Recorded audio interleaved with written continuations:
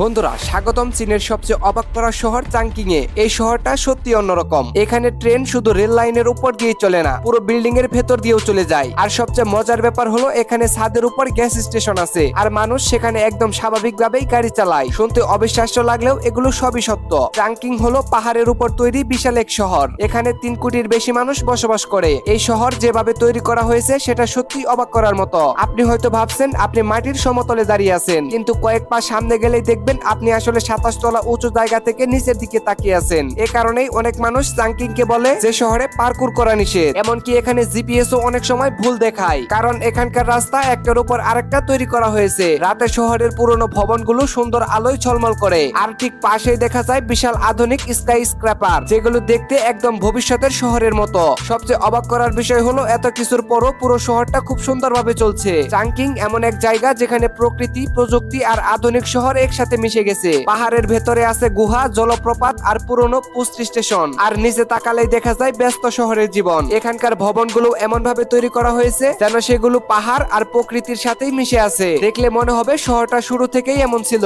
আর রাতের চাংকিং দেখলে একদম স্বপ্নের মতো লাগে। পুরো শহর নিয়ন আলোয় ঝলমল করে, আকাশে ড্রোন লাইট শো ভিন্ন রকম সুন্দর ডিজাইন তৈরি করে। সত্যি বলতে এই দৃশ্য ভাষায় বোঝানো খুব কঠিন। তো বলুন, এমন একটা শহরের প্রেমে না পড়ে থাকা কি সম্ভব? চীনের এমন আরো সুন্দর সুন্দর শহর রয়েছে যেগুলো দেখতে এই নিচে ক্লিক করে সম্পূর্ণ ভিডিও দেখুন।